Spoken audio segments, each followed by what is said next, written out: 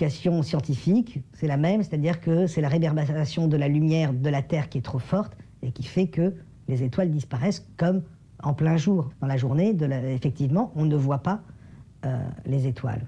Ok, mais alors, expliquez-moi pourquoi, lorsque vous êtes dans un vol long courrier, la nuit, et que vous regardez par le hublot, les étoiles également disparaissent. Pourquoi il n'y a pas d'étoiles? C'est la nuit, l'avion vole au-dessus des nuages, et les étoiles ne sont jamais visibles. Autre question, en passant. Vous êtes-vous jamais demandé pourquoi, dans les vols long courriers, la nuit tombée, on oblige tous les passagers à fermer les volets des hublots? Si c'est pour ne pas gêner les autres passagers qui veulent dormir, il faudrait demander aux gens d'éteindre également les loupiottes et puis d'éteindre les écrans de télévision. Pourquoi uniquement les volets des hublots, alors que la nuit règne dehors, et donc c'est pas la lumière qui pourrait déranger, à part peut-être le clignotant sur le bout de l'aile. Et puis, c'est pas seulement une demande comme ça qu'on fait, que les hôtesses font aux gens de fermer les hublots. C'est un ordre. Faites l'expérience d'ouvrir le volet de votre hublot dans un vol long courrier en pleine nuit. Et vous verrez, au bout d'1 ou 2 minutes, une hôtesse qui se précipitera et qui vous demandera fermement de fermer le hublot. C'était un enregistrement que j'ai récupéré sur la chaîne Top Secret Magazine. Cette chaîne est gérée par un certain Rock Soccer.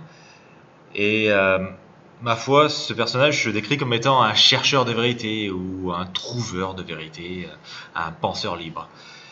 Et ma foi, cette personne trouve son public. Alors, beaucoup de témoignages vont dans le sens où des lecteurs de son magazine ou les personnes qui regardent son émission regardent ça plutôt d'une manière de se distraire, c'est-à-dire de sortir un peu l'ordinaire qui est morose et tout ça, et pouvoir s'évader en pensant vivre dans un monde de science-fiction sans y apporter la moindre crédibilité, mais c'est distrayant. Mais il y a d'autres personnes, on va dire les fanboys, qui eux sont persuadés que Rock Soccer est un véritable chercheur de vérité, est une personne qui détient la vérité et qui va leur ouvrir les voies, je sais pas, de vérité cachée, de secret. Et ils accordent un crédit complet à cette personne, allant jusqu'à menacer réellement les personnes qui osent s'opposer aux témoignages, aux histoires de Rock Soccer. Alors, j'ai pris Rock Soccer au mot, on va dire, et en me rendant au Myanmar, il y a maintenant 2 semaines, avec ma compagne, on a pris un vol qui faisait Cebu-Singapour et Singapour. Alors, pardon. Ça, on va y revenir. Cebu-Singapour. Donc, Cebu, c'est aux Philippines. Voilà. Cebu. On va faire un trajet. Singapour. Et Singapour. Yangon.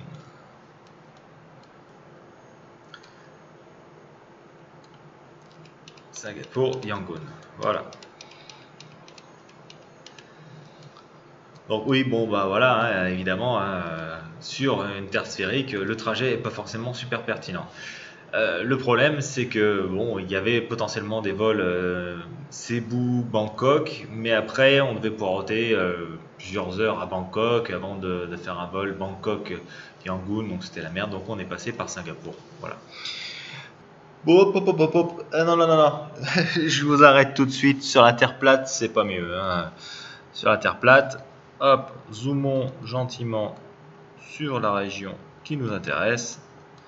Voilà, les Philippines, Singapour et Yangon.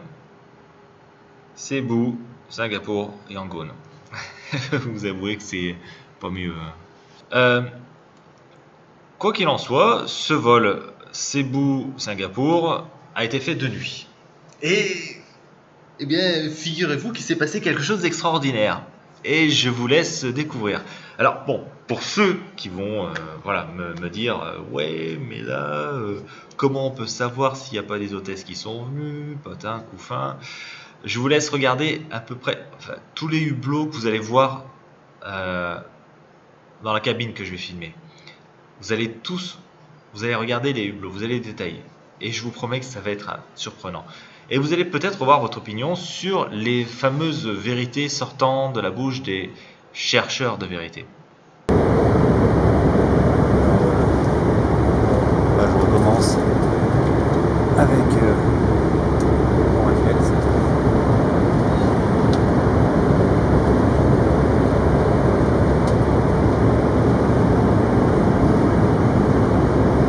Vous pouvez le constater, tous les hublots sont verts.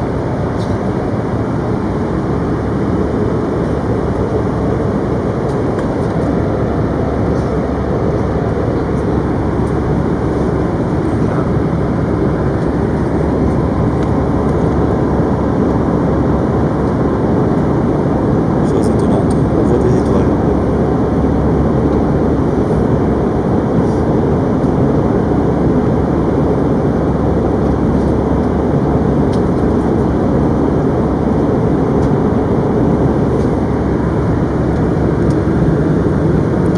D'autres étoiles, ma merde, et la lune.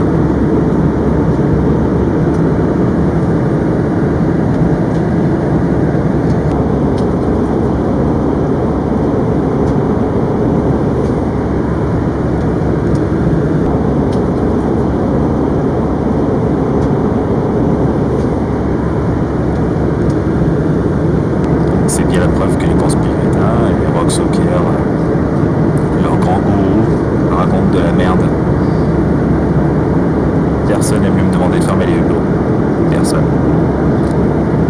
Pour info, c'est un vol qui fait Cebu, Singapour. C'est un vol de nuit. Un vol international. On est à 10 000 mètres d'altitude. Et on voit des étoiles.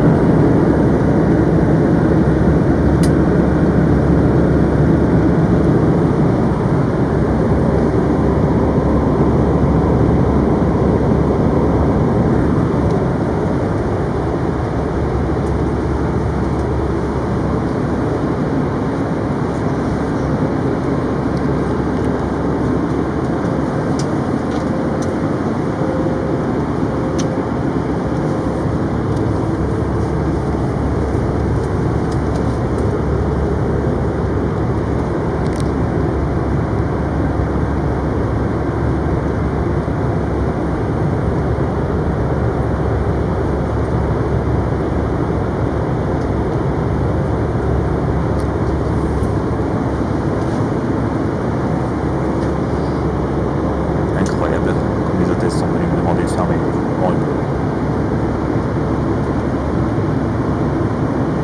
Ah, c'est étonnant, hein? Voilà. Bon, sachez que le vol a duré plus de 2h30, 3 heures à peu près, et qu'à aucun moment on nous a demandé de fermer les hublots. À aucun moment. Alors je vais vous donner l'explication. C'est parce que le vol s'est déroulé sur 2 heures, on a volé à plus de 10 000 mètres d'altitude. La preuve, ce passage, Je sais pas ce que c'est que ce truc.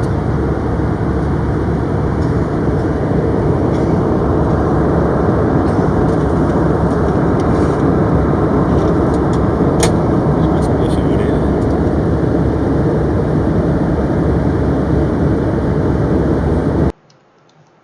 a été réalisé au-dessus de cet endroit-là. Voilà. Donc on retrouve le terminal gazier à cet endroit-ci, un autre terminal gazier et une zone urbanisée ici avec la route qu'on reconnaît très bien. Voilà. Donc ça c'est les terminals gaziers, enfin c'est le champ gazier qui se situe au-dessus de Bornéo, au nord de Bornéo. Donc voilà. Donc elle est passée à ce moment-là. Donc là je suis mon altitude est 12 000 12 000 mètres à peu près. On va redescendre à 9600. Désolé, ma souris est toujours aussi merdique, 10 km. Vous pouvez observer que ça correspond quasiment à ce que j'observais avec mon appareil photo. Voilà. Donc, pourquoi on ne nous a pas demandé de fermer les hublots? Parce que c'est effectivement quelque chose qui se produit lorsqu'on fait des vols, par exemple. C'est quelque chose qu'on m'a demandé quand je faisais Paris-Tokyo, bientôt Tokyo-Paris, etc., etc. C'est parce que le vol s'est déroulé intégralement de nuit. C'est-à-dire qu'à aucun moment le soleil s'est levé pendant le vol. Donc à aucun moment, le soleil allait réveiller les passagers. Et qu'est-ce que privilégient les hôtesses dans un vol, que le personnel de cabine d'un avion dans un vol? C'est la tranquillité des passagers. Des passagers tranquilles sont des passagers qui ne sont pas chiants. Donc des passagers qui dorment, parce qu'il fait noir, sont des passagers qui ne vont pas les emmerder, qui ne vont pas s'énerver, demander à boire, se lever, etc., etc. Donc c'est pour ça qu'au cours des vols long courriers, des vols très long courriers, donc il y a plusieurs fuseaux horaires qui sont traversés, quand le soleil à un moment donné vient à se lever, après une phase de nuit, eh bien on demande aux passagers de garder les volets fermés, de manière à éviter de réveiller tous les autres passagers. Et comme dit Roxoker, pourquoi on ne demande pas aux passagers d'éteindre leurs veilleuses ou bien leurs écrans?